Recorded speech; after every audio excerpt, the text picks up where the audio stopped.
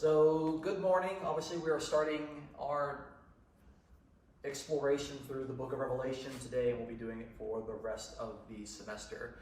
But you might have some ideas in your mind as to what Revelation is all about. And the first thing I want to indicate is that if you're going to call it the book of Revelations, you will automatically fail the class. It's not the book of Revelations in the plural, it's a single revelation, a single apocalypse of John. So I'm halfway joking about that, but please don't call it the book of Revelations.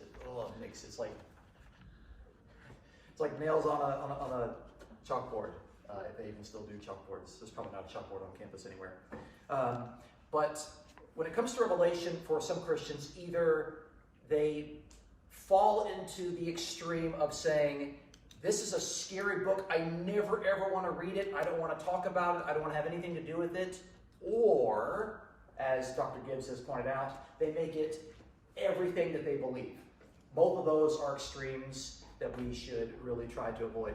And one of the things that I want to do is that before we actually look into this book, because the thing is, I want people to get to the point where they can feel comfortable reading it as a 21st century Western American reading this book that is a late first century Jewish Christian book about signs and symbolism, but it's also prophetic, and that needs to be defined, but it's also a book that's scripture for the early Christians in a way that it gives meaning and purpose and comfort to them in their own situations. And I think we can actually make sense of this. And so I think before we actually start looking into the plot and the narrative or the main purposes of this sort of book, I want to kind of ease us into the symbolism of the book of Revelation. And I want to kind of show that, you know what, we use symbolism in our culture each and every day. And we have some symbols and signs that we have that we don't even have to explain to each other. Just being a part of the culture, we know what certain symbols mean. Now, if there are symbols that are being used in this book, the logical question that we would make as historically minded persons is, how would these symbols have been understood by late first century Christians living in Asia Minor? You're asking, what would this have meant back then? Okay, to impose modern categories onto the first century would be anachronistic. Okay, the example I like to use is that Pharaoh gave Abraham some camels, and I don't think that means that he gave them a box of cigarettes. So, that would be to import modern categories onto ancient texts. Okay, so you should be able to follow along on your outline. What is the definition of apocalypse? And this is actually really, really important, okay? Because a lot of people think that the apocalypse means the end of the world. That's just not what the word means, okay? On a basic level, just an apocalypse just means a revealing or an unveiling, okay? As no indicator in regard to where you are in the history of the world, okay? But I got this great definition here out of your main textbook, The Apocalyptic Imagination, because for some of you, I've already indicated this.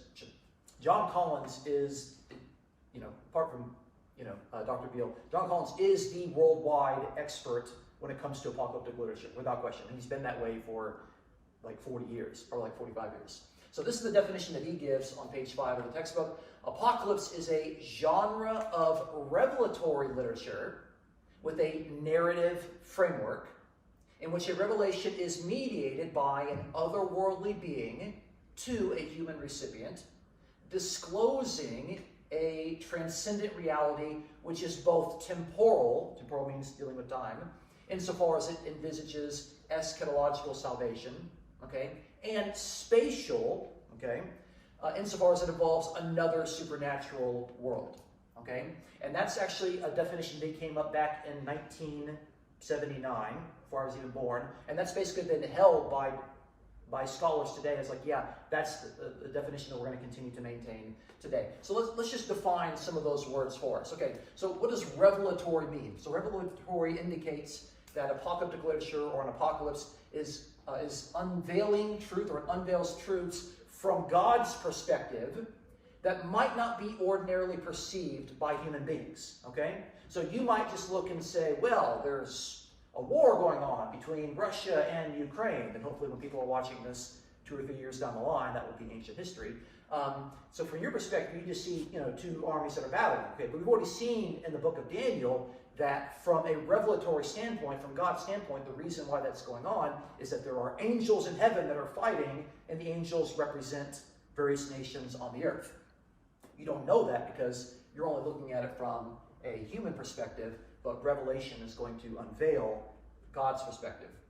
So a narrative, that's important, is that we have to recognize the book of Revelation actually is an overarching narrative. What is a narrative? Well, it's a story told by a storyteller. Guess what? It's got characters, and it actually has a plot. I think one of the major downsides with these people that they go to the book of Revelation and they're looking to find a way to set up their end times prophecy timeline is they haven't taken Revelation seriously as narrative, meaning it actually has a plot, and you have to figure out who are the main characters, who are the protagonists, who are the antagonists, and how do they fit into this major plot. Okay, they haven't taken the time to discern that plot. I assure you, it actually is there. There is a plot that actually is meaningful and sensible. Okay, we've also talked about the fact that this revelation, this unveiling, is actually mediated. So in the book of Revelation, we're going to see that it's actually mediated through angels. These are heavenly messengers. And it's also mediated through Jesus. Okay? But in the book of Daniel, obviously Jesus wasn't around, so it's just mediated through angels, particularly in the visions, which is in chapters 7 through 12. Okay? That's all first part of the semester. And then reality. Okay, so what sort of realities do we have? Reality is juxtaposed on various axes. Okay, I did actually look up, that's not the plural of an axe. Okay, that's the plural of axes, A-X-I-S, that are to be revealed to the human recipient. Okay, and so there could be a variety of axes in the book of Revelation. You have the righteous and the unrighteous. Okay, so you have an axis of morality. You have an axis of kind of the things that are above, which is a part of God's realm that he's trying to reveal and to unveil, and the things that are below, which are part of creation that has been kind of taken over by evil, and so it's in need of redemption. And you also have an axis of time. You have kind of like the present age, which is evil, but from the perspective of Christians, the redemption has already begun with the ministry, death, resurrection, and the exaltation of Jesus. And you have the time of the future in which evil is going to be defeated. There's going to be a day of judgment, and the righteous are going to be ruling and reigning in what is called God's kingdom. So the various axes that we have. So this is just me kind of defining for you what John Collins has been saying for a long time. So when we start off in the very, very, very first book, or first chapter and verse of Revelation, it tells you how the book is going to be explained. Okay? So it starts off and it says, hey, the revelation of Jesus Christ, which God gave to him. Okay, so God gave it to Jesus. To do what? To show his bondservants the things which must soon take place. And he sent and he communicated it, we'll talk about this, by his angel to his bondservant John. Okay, so let's kind of like look at the hierarchy there. How is this message that's being revealed and unveiled, how is it reached? John, the writer, who's now actually taking it and he's writing it to 7 churches. Well, we see that God gave it to Jesus. Jesus gave it to his angel. His angel gave it to John, and now John has written it to the 7 churches, and then guess what? We're reading it now 2,000 years later. Okay? So you can see it's a revelation that God gave to Jesus that's being mediated. It's God's revelation. It's being mediated through Jesus and mediated through an angel. But this word communicated is actually not the clearest English translation that we can get, and it's really, really important, okay? And it comes, so the verb is esimanin, which is just an aorist third-person singular, which basically means completed action, and it means to signify. To signify, okay? What does signifying mean as a verb? It means to communicate with signs and symbols. So this revelation is going to be communicated to the original audience by the use of signs and symbols. Question: does it say that it's going to be communicated with codes, that if you have the answer in the cheat sheet, you can figure out what the code means? No, it doesn't say that, okay? It's signifying. We talk about signs, a noun, and the verb is to signify, to communicate with signs and symbols, okay? Question: do we do this in our culture today? Do we communicate to other people with signs and symbols? Yes, absolutely we do. And we're going to talk about that today. Okay, so let's talk about symbols in the Apocalypse of John. So, as the saying goes, a picture is worth 1,000 words. So in other words, sometimes an image or a thought can be difficult to convey in a written medium. If I have an image that I want to convey to you, actually writing it down might be far more difficult, okay? But in light of this understandable difficulty, apocalyptic works, and from the biblical perspective, we're going to just put Daniel and Revelation in there, they convey their visionary experiences with common traits. Okay, so this is a really important one. So in Revelation, you're going to have these words that are describing things. They're going to describe the visions and the signs and the symbols with words that are like and as. Like or as. And they're quite common. Okay, so one of the words for like and as is homeos. We actually have the modern English word, homo, like similar, like, used 21 times. And then we have another word that's translated as like or as, the word os in Greek, 71 times. You put those together, you almost have 100 times that Revelation is going to, in its own narrative, describe something, not that it is a red dragon, but it's like a red dragon. It's like a lamb. It's like a lion.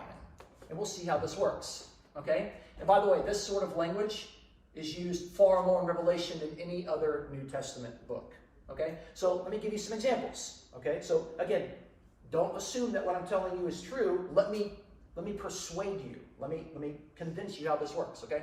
So in the first chapter 1, verse 14, John has a vision of the risen Jesus, and he says that his head and his hair were white like white wool.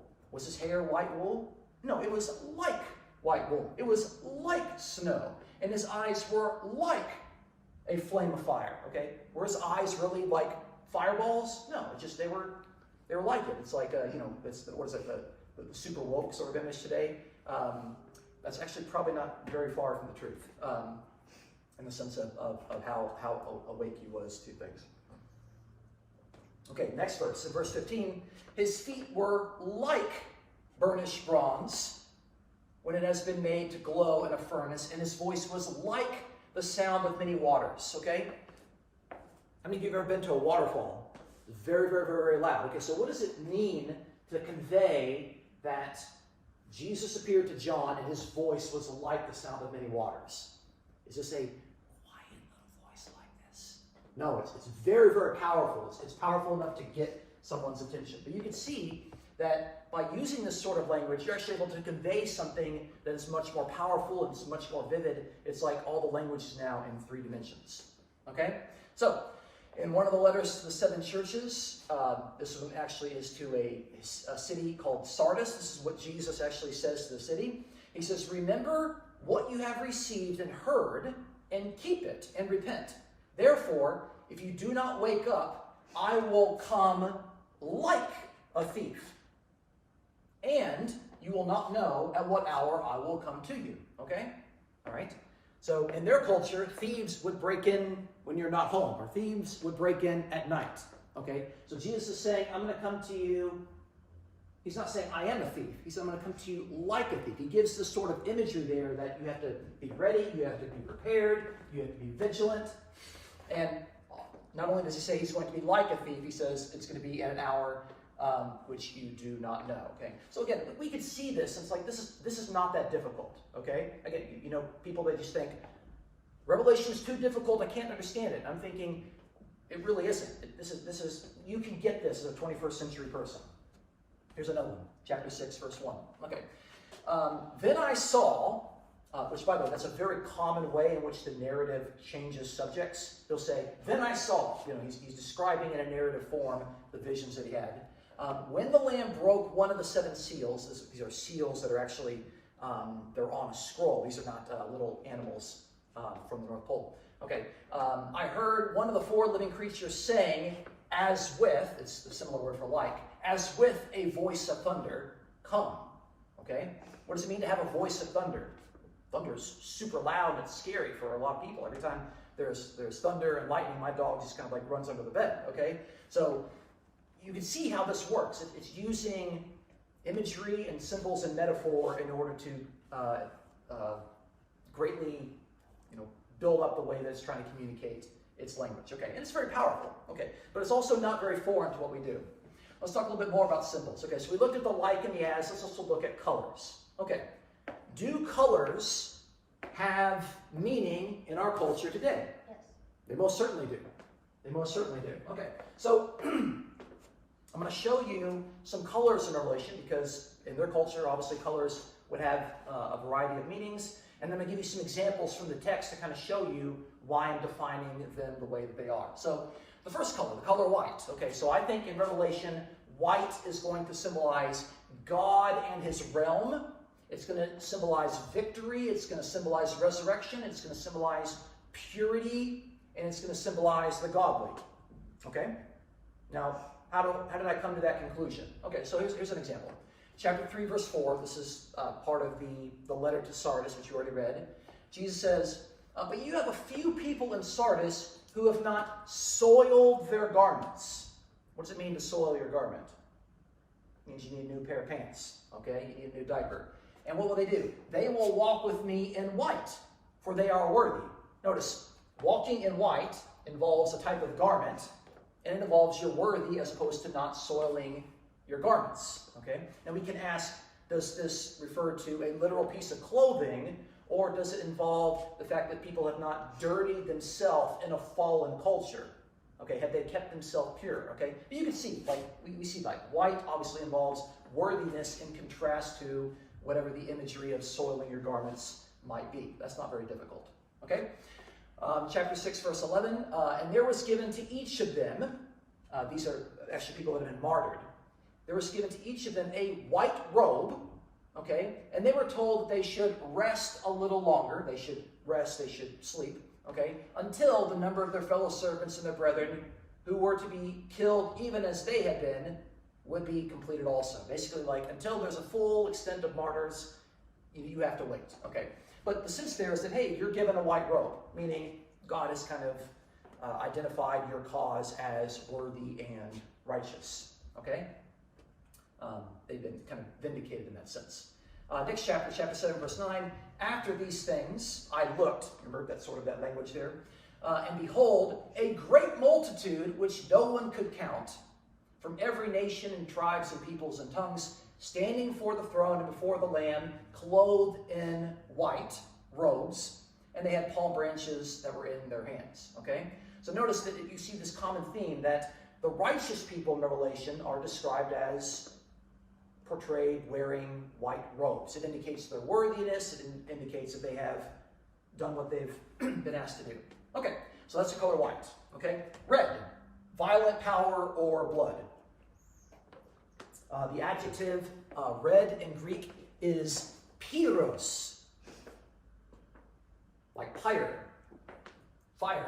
That's what it's actually probably more accurately translated as fiery, like fiery red. Okay, and again, only shows up twice in Revelation, but you'll kind of see how it looks. Okay, so here's another image of conquering horses, and another a red horse, a fiery red horse. It went out, and to him who sat on it, it was granted to, notice what he's doing, to take peace from the earth, and that men would slay one another, and a great sword was given to him. Okay? All right, class, do I have to tell you, is this a good, positive, godly figure, or is this an evil figure? Evil. Answer, obviously it's an evil figure. I don't have to explain that to anybody. You get this, okay? All right, here's another one. The second occurrence of fiery red.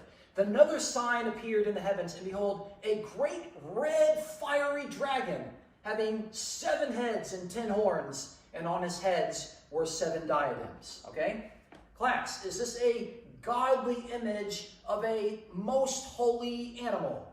Obviously not. Okay? I don't have to explain that to you, because we understand how those symbols function. All right? How about purple or scarlet? Okay?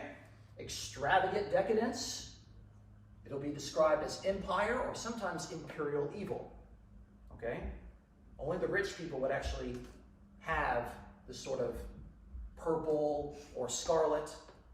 in the first century, and that would be indicative of the fact that they were in the very upper class. Okay, so here's an example, chapter 17, verse 3. All right, and he carried me away in the spirit into a wilderness, and I saw a woman sitting on a scarlet beast, full of blasphemous names, having 7 heads and 10 horns. Is this a positive, godly image, or is this a negative image? It's probably a negative image, okay? I mean, I don't have to tell you that. Like, it's pretty easy to see. Okay, but you see, there's something here that's going on with this. There's some sort of woman that's sitting on a beast, and it's a very unnatural beast, and she is just kind of full of this sort of royal decadence. Okay, chapter 18, verse 16, we have a kind of a woe oracle. Woe, woe, the great city.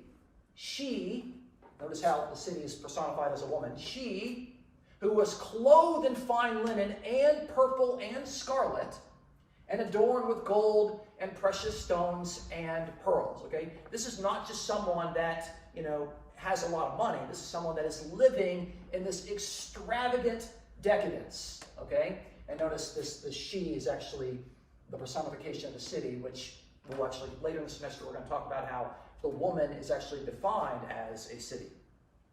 Okay, all right, black. Death, disaster. Chapter 6, verse 5. When he broke the 3rd seal, I heard the 3rd living creature saying, "Come," and I looked, and behold, a black horse. And he who sat on it had a pair of scales in his hands. Okay? These are the scales that kind of, they tip the balance and that sort of stuff there.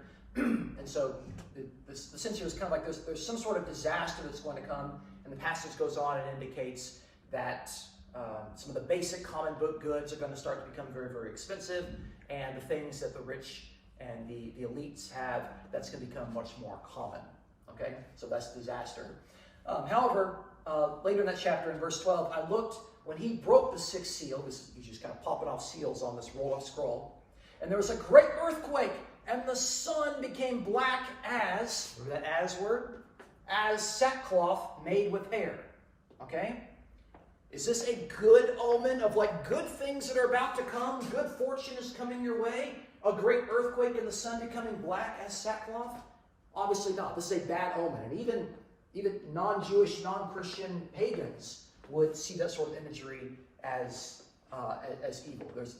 There are some Greek and Latin writers that say that at the death of Julius Caesar, this is what happened to the sun. Earth-shattering events, which even that metaphor doesn't actually mean that the earth is actually shaking and shattering. Okay? All right. What about pale green? Pale green deals with death. If you've ever seen a body that's died for a while, it actually kind of turns into that pale green. But to be fair, sometimes pale green just has a neutral meaning, just meaning like green grass and vegetation. I'm just being honest with that. So here, I looked and behold a pale green horse, sometimes just translated as green. Okay, and he who sat on it had the name Death, and Hades was following with him. All right, class, is this a good, positive, godly image? Obviously not. He actually tells you his name is Death, and he's got someone else following him named Hades. Hades is just the Greek name for the realm of the dead. Okay, and authority was given to them over 1/4 of the earth to kill with the sword, with famine and pestilence, and by the wild beast of the earth. Okay?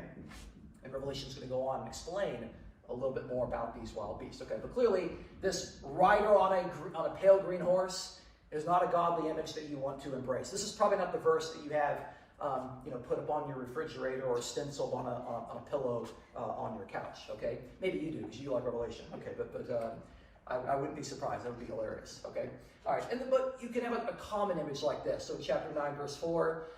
They were told not to hurt the grass of the earth, nor any green thing, nor any tree, but only the men who don't have the seal of God on their foreheads. Okay? Now you would read that and you would think, okay, that's just indicating green vegetation. There's nothing evil, there's nothing bad about it. It's just kind of a neutral category. Okay? All right, gold. Wealth, beauty, royalty. Sometimes royalty could be real, sometimes it could be false. Okay?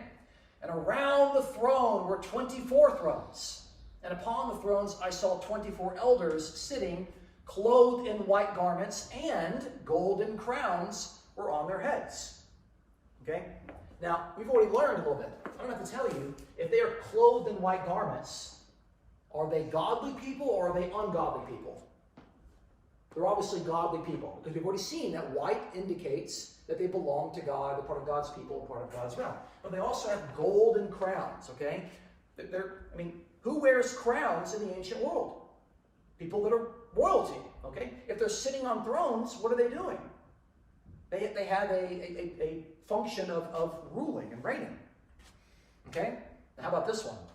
The woman, this is that terrible woman in chapter 17, she was clothed in purple and scarlet. She was adorned with gold and precious stones and pearls, having in her hand, I want you to think about this image, having in her hand a gold cup, a gold chalice, full of abominations and of unclean things of her immorality.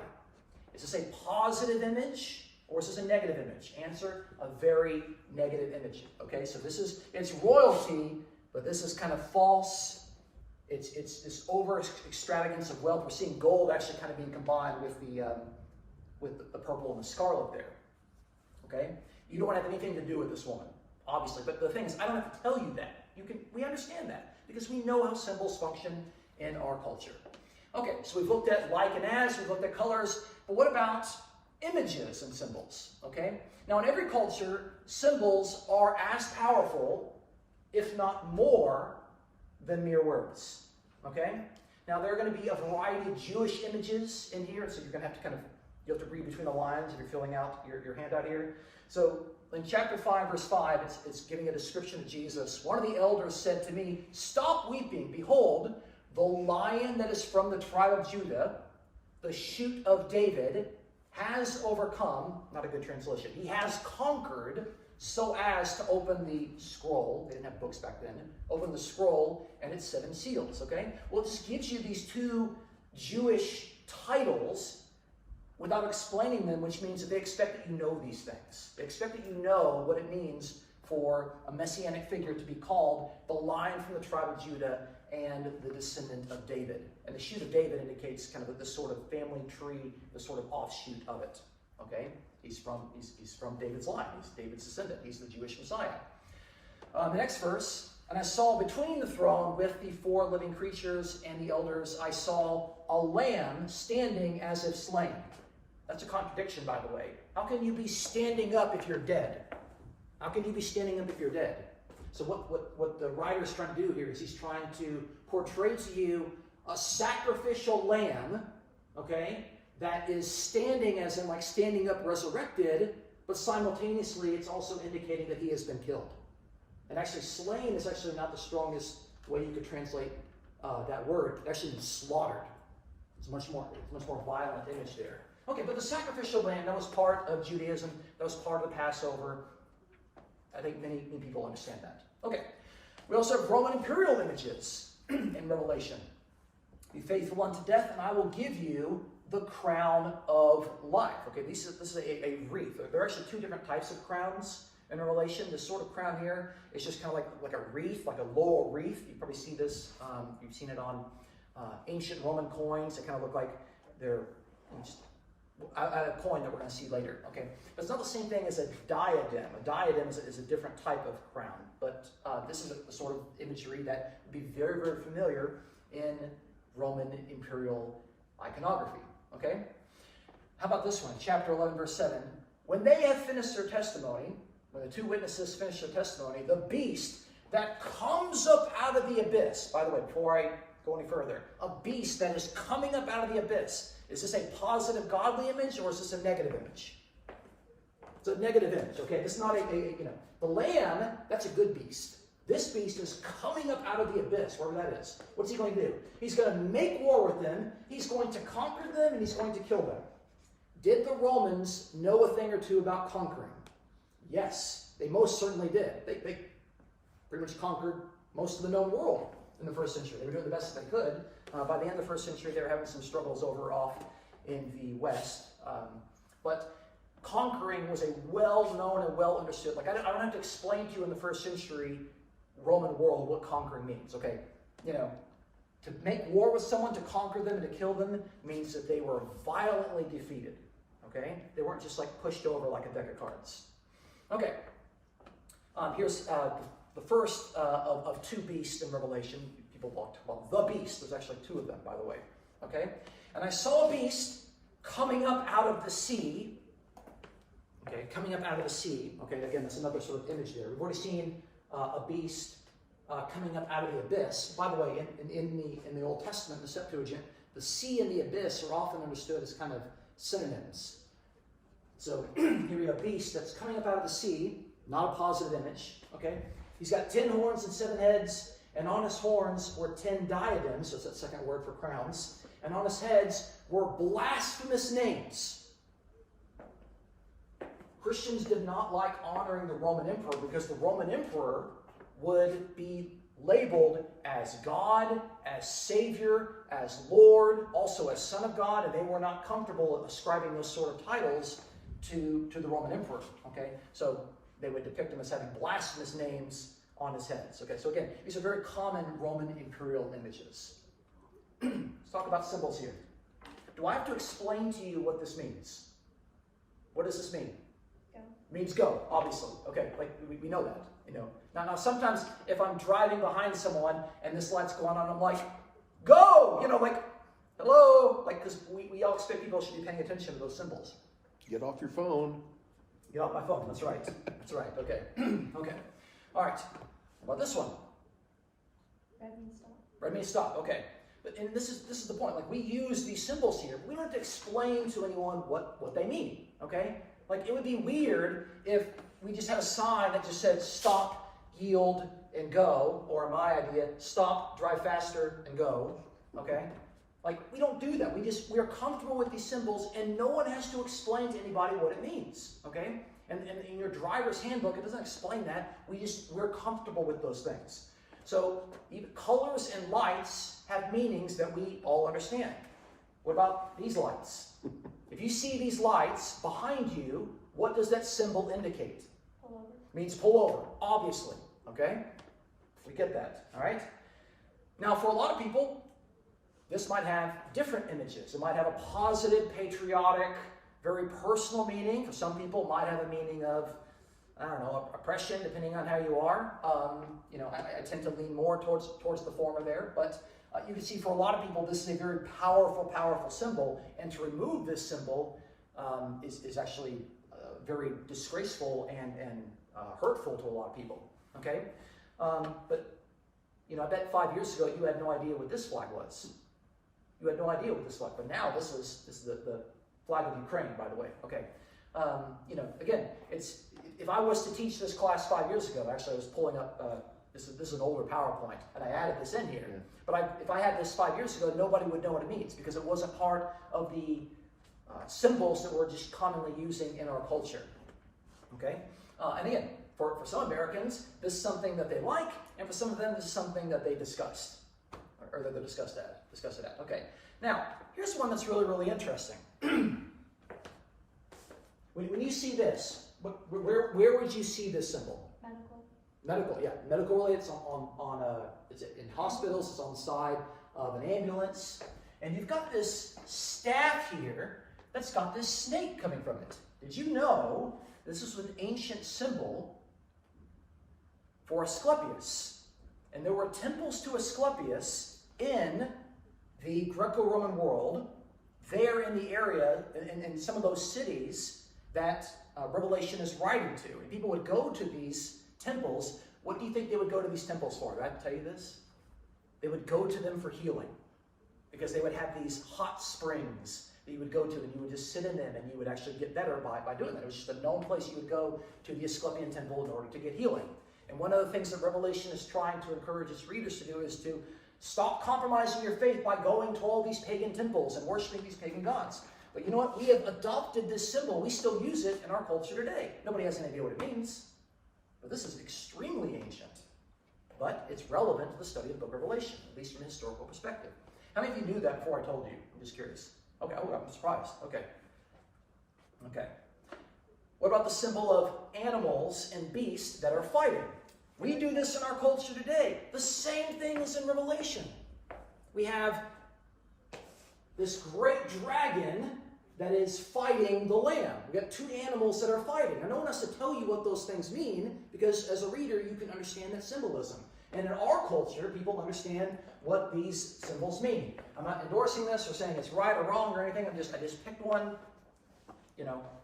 but we use animals to symbolize different political entities, and the fact that animals are fighting, and this is just a common part of our culture. But if you're not from America, you're not going to have any idea what this means, because that's not part of your culture. Now, do you know who this is? This is the goddess Nike, also known as Victoria, where you get victory. The goddess Nike. And what has she got here in her hand? A wreath. She's got a wreath. She's got a crown. And when the goddess Nike crowns you with this, what is she saying about you? She is saying you are the victor. You are victorious. Okay? So when they picture a variety of Roman emperors or Roman conquerors with that crown on their head, who gave it to them? The goddess Nike, indicating that the gods are endorsing their own victory. But Jesus says, if you really want a crown, you got to obey me, not her. And we still use this today. I'll get to another slide here, but you'll notice here, this is a coin from Vespasian. Okay, it's got Vespasian on it, and it's in Latin, so unless you can read Latin and there's some abbreviation, probably can't figure that out there. But you'll notice here, he's got that wreath. That is an image not just of a ruler. That's an image of a ruler who has been victorious, he has conquered, and he's been blessed by the goddess Nike. And what we have over here is the goddess Roma, who's actually sitting on 1, 2, 3, 4, 5, 6, 7 hills or mountains. Because Rome was actually situated on 7 mountains. It actually tells you, the goddess Roma. Okay? Now in Revelation it actually mentions this. Okay? Which is quite... What's in her left hand? So if I had to guess, this is a scepter. But I think this is a scepter. Again, just me trying to interpret that sort of stuff. I'm sure you could look up coins on the British Museum website, and they would tell you that. But that's my guess on that. But notice here in Revelation 17, verse 9, it says, "Here is the mind which has wisdom." You want to have wisdom? The 7 heads are 7 mountains on which the woman sits. Okay? So imagine that you're reading this out of the book of Revelation, and you pull out of your pocket this particular coin. What are you going to think is the woman? You're going to think the woman is the goddess Roma, sitting on 7 mountains. That's a common imagery that they all would know. They all would understand. Okay? That's, by the way, that's the question you can ask people when it comes to the book of Revelation. If you want to ask them how seriously they're taking the book historically, ask them, what is the meaning of the woman who is sitting on 7 mountains? What does that mean? Okay? And if they don't tell you that's Rome sitting on her 7 historical geographical hills, then you know that they're not taking this very seriously. Again, this is something that no one had to explain this to you. Everyone, that's not code. That's not some sort of secret language. That's just something that they knew geographically, and it was just part of their coinage. Okay? And of course, this is our goddess Nike today. Okay? The verb to conquer in Greek is nikao. To conquer, to overcome. Okay? We'll talk a little bit more about conquering actually on Thursday. Okay? What about this image? No, people are embarrassed to say it. Okay?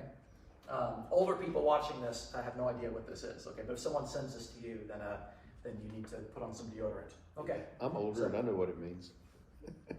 That's right, because you're cultured and you have students. So, okay.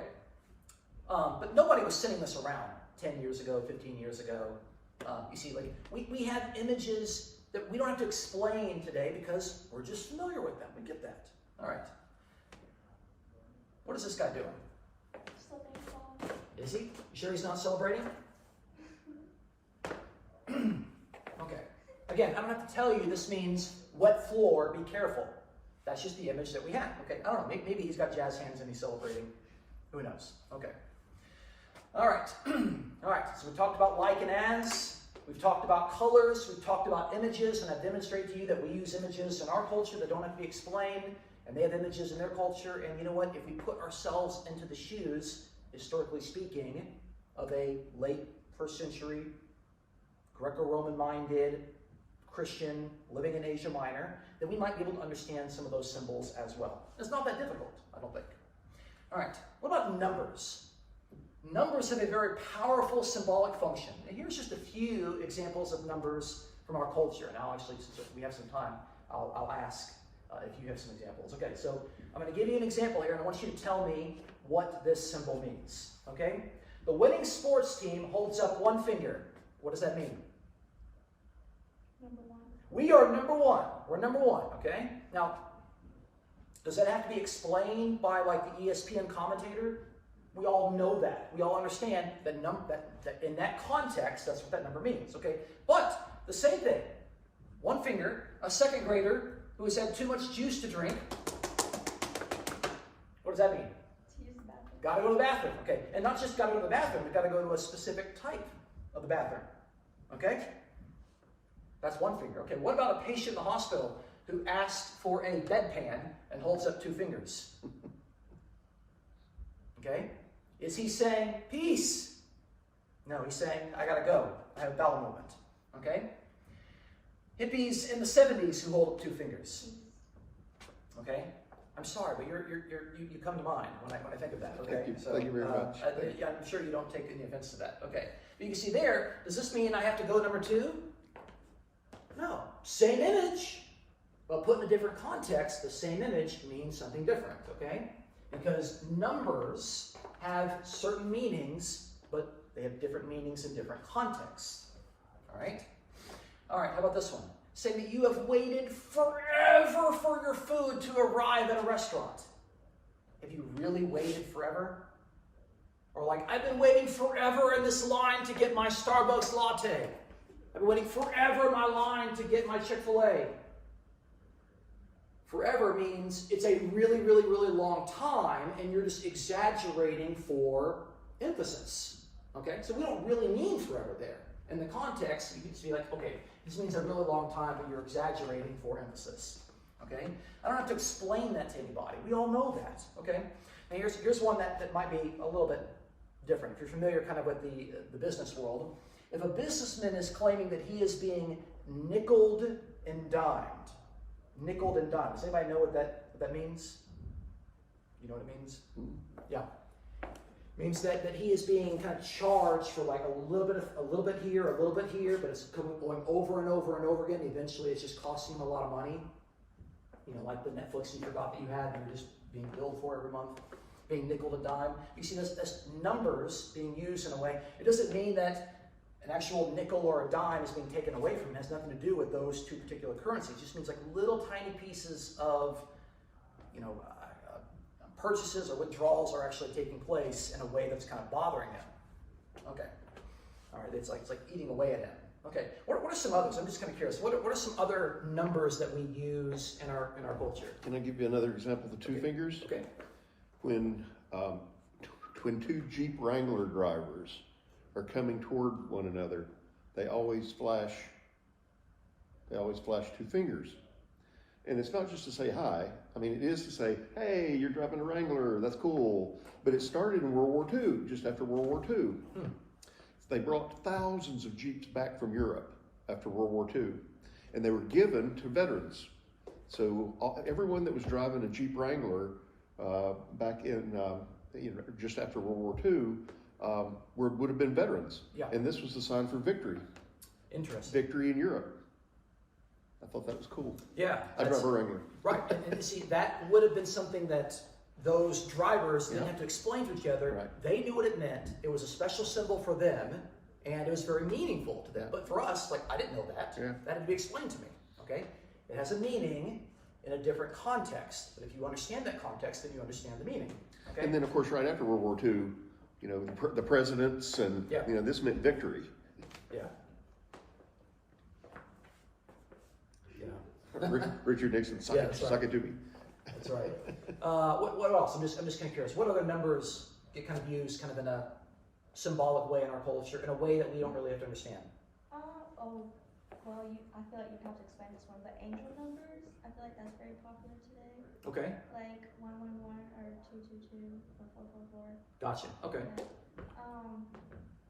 Obviously, that's not very really godlike or religious. It doesn't have to be. Yeah. It doesn't have to be. It's a number that has symbolic meaning to the inside crowd. If you're in the inside group, you understand that meaning, but for others, they might not have it. Okay. Anyone else have a good example? I'm always interested in this because I'm trying to find common ways to explain this stuff to people. If I say, give me 1 second, I don't literally mean There you go. Look there. Like that, and you'd be surprised. That actually, that's not as irrelevant as you might think. That actually does show up in Revelation in an interesting way. But that's right. And we say, hey, give me a second. I'll be there in a minute. Means I'll be there shortly. Okay? A second, just I'll be there quickly. It's a great example. Great example. We don't have to explain that. We understand it. And in fact, the people that sit there and say like 1, those are the ones that the ones that read that imagery too literally.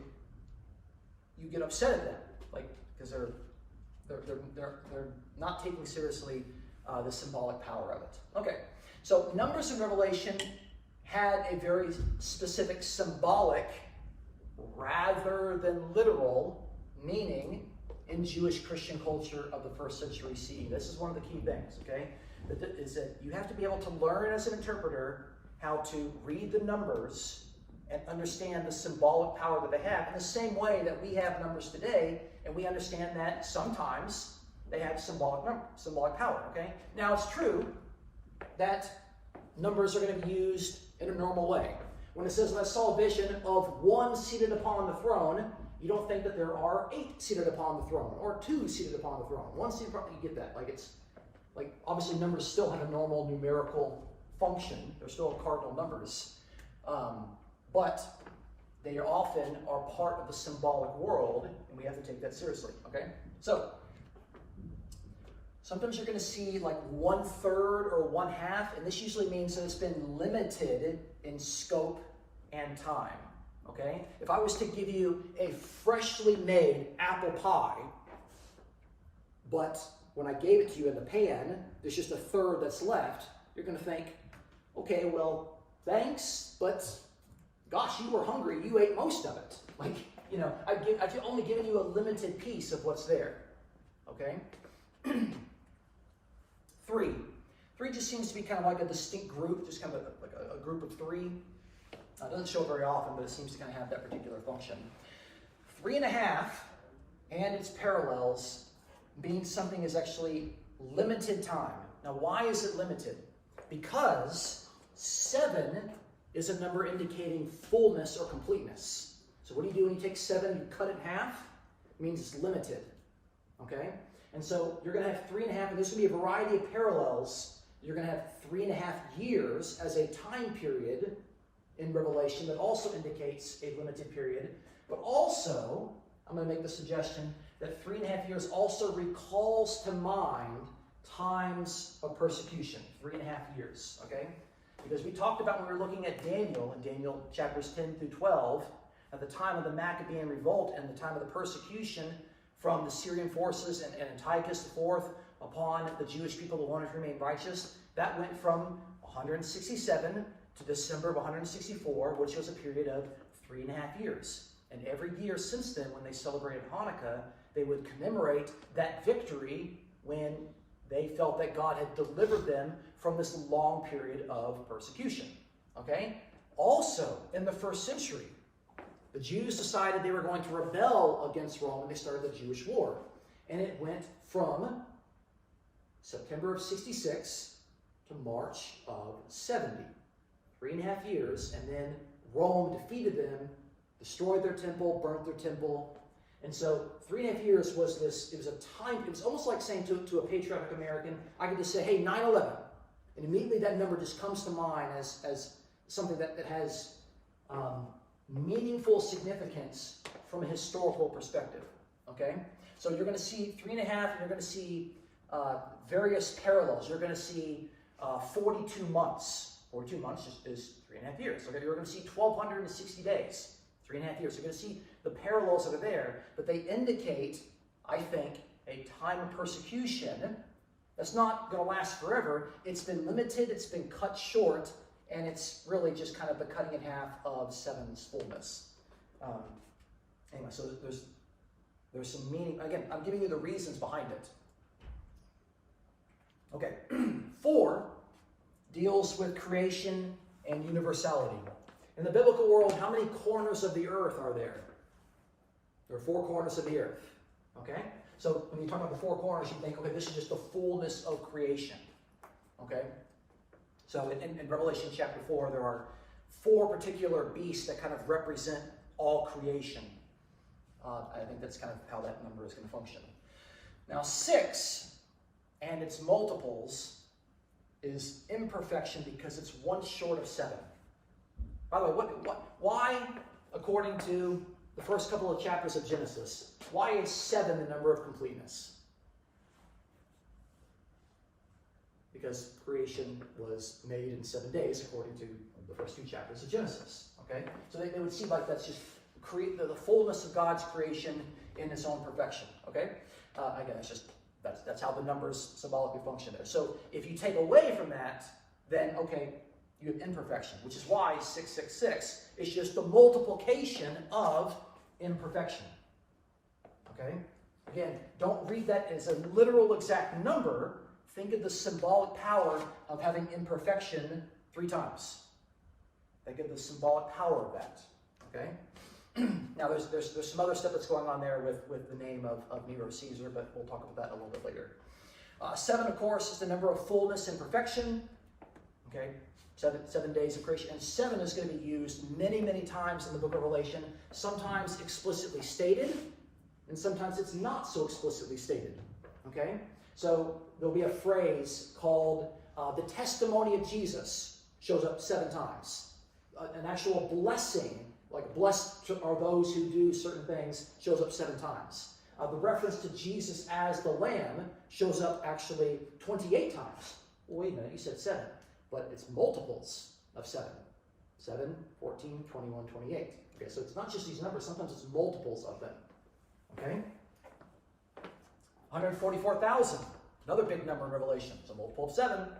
That's just a multiple of 7, it's a multiple of 12, and it's a multiple of 1,000. Okay? And the Jehovah's Witnesses had a problem when they hit 144,001. Yes, yeah. Again, that's the problem of reading the imagery and the numbers too literally. It doesn't work that way. Okay, 12, and of course its multiples are representative of fullness of God's people. Okay, because in the Hebrew Bible, we have 12 tribes that represent the fullness of the children of Israel. And when they get reconstituted in the ministry of Jesus, Jesus picks 12 disciples.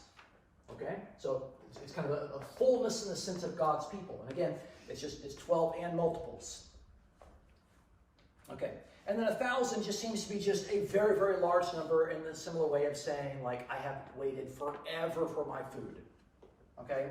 It also enhances symbolism in its own multiples. And I'm saying this because there's going to be a number later in Revelation that's 144,000. And 144,000 is a multiple of 7, it's a multiple of 12, and it's a multiple of 1,000. Okay? Actually, what's interesting is that and I got this from Beale, is that there's going to be a description of a city called New Jerusalem, and it's described as a cube, and when you count the edges, if you think of a cube, let's see if I can actually draw this over here. How many edges are on a cube? 1, 2, 3, 4, 5, 6, 7, 8, 9, 10, 11, 12. It actually says that this edge right here is 12,000 stadia. What is 12,000 times 12? 144,000, which is described as the number of the people of God. Okay? Now, Revelation does not put that together for you to see that. You have to kind of see what it's doing. Be like, oh, I see what's going on there. Most readers miss it. Most readers miss it. Okay. Did you know that, by the way? I didn't. Okay. Well, I feel good. Good. I told you one thing. All right. Okay, time is eluding us. Let's talk about, I think this is the last slide that I have. The way in which Revelation is going to draw upon its images from the Old Testament, from the Hebrew Bible. So, unlike Daniel, Revelation is going to draw from a pool of images from the Old Testament to convey the contents of its vision. Okay, Daniel, of course, is part of the Old Testament, so it's not able to do that. I mean, Daniel draws on Jeremiah, but Revelation is drawing on the Old Testament hundreds and hundreds of times. But here's the catch. Over 99% of these allusions are without a direct quote. So it's not going to say, this is being said to fulfill Scripture, or thus says the prophet Isaiah, that sort of thing. It doesn't say that, okay? It just will give an allusion, and if you are unfamiliar with the Old Testament, you're going to miss this sort of allusion. You're not going to catch that sort of thing. I was at the lunch table yesterday with some of the faculty, and I said, oh man, looks like you're having another case of the Mondays, because that's from the movie Office Space, and like half the people at the table didn't know what I was talking about. I'm like, how have you not seen Office Space? And someone was like, I didn't know, but I didn't want to say anything. I didn't want to feel stupid. And someone else said, I felt the same way. I'm like, how do you not know this? Really, you got to watch Office Space. And they're like, is that the movie with the red stapler? I'm like, yes. And it's the one with the meme, with the guy saying, well, if you could just come in on Saturday, that would be great. You've probably seen that meme before. Okay. Anyway, the point is, if you're not familiar with the Old Testament, you're not going to recognize these allusions. Okay, so Revelation is drawing from this massive, probably over like 500 times. It's going to do that. Okay. Now, it's going to draw from the Old Testament, but the way in which it does it is very, very, very important. Another point about John's use of the Old Testament is that he regularly disregards the original context of the quote and image as he reapplies it to further enhance his own agenda. What am I saying? John thinks that the Old Testament is Scripture, and because it's Scripture, it's usable for the people of God. But because he thinks it's useful, he's going to take it and reapply it for a brand new purpose for what the people of God are actually dealing with in his own time, not for the way that it was being dealt with before. I'm going to give you a really easy example to see this. Okay? So in Daniel chapter 7, okay, by the way, as you're reading this, I want you to count the number of beasts and the animals that they are. Count the number of beasts and the animals that they are. And 4 great beasts are coming up out of the sea, different from one another. The first was like a lion, had wings like an eagle. I kept looking until its wings were plucked. It was lifted from the ground, made to stand on the feet like a man. A human mind was also given to it. And behold, another beast, a second one, resembling a bear. So we got lion, we got bear. It was raised up on one side, and 3 ribs were in its mouth between its teeth. And thus they said to it, arise, devour much meat. After this I kept looking, and behold, another one, number 3 now, a leopard. We got lion, bear, and leopard, which had on its back 4 wings of a bird. The beast also had 4 heads, and dominion was given to it. Okay? Now, I know the beginning of it says there were 4 great beasts, but in this passage, it just mentions 3. Okay? The passage goes on, and it'll tell you the 4th one. Okay? But those 3 beasts are a lion, a bear, and a leopard. Can we all agree on that? Lion, a bear, and a leopard. Okay, so Revelation is going to draw on this imagery to describe its own beast that, by the way, is coming up out of the sea in chapter 13, verses 1 through 2. And the dragon stood on the sand of the seashore, and I saw a beast coming up out of the sea. How many beasts did he see? 1. Okay, having 10 horns and 7 heads. And on his horns were 10 diadems, and on his heads were blasphemous names. And the beast which I saw was like a leopard. His feet were like that of a bear, and his mouth was like that of a lion. So what do we have going on here? In Daniel, it describes at least 3 beasts, a leopard, a bear, and a lion, coming up out of the sea. Revelation says, let me draw that imagery, and let me reapply it to how many beasts? To 1 that has the features of all 3 of these. So you see it's quoting from the Old Testament, but it's reusing it and it's taking it out of its context and it's using it for a brand new purpose. That's very, very, very important, because a lot of people think that you just have to start with the Old Testament and that's the foundation, and Revelation is just going to build on top of it. We have to be much more nuanced with it, because clearly he's doing something brand new with that quote. Okay? Okay, so let me just kind of close at this point and ask, do you feel like, with having seen the imagery that we have imagery of like and as, we have imagery of colors, we have imagery of just symbols, we have imagery of numbers. Okay, do you feel like, okay, Revelation might not be so scary right now? Like, I feel like I have a little bit more equipment to kind of go in there and at least make a little bit more sense of, the fog that's in there. Like, you feel like you know a little bit more now than when you did come in? Is anyone here more confused than when they first came in? Okay, all right.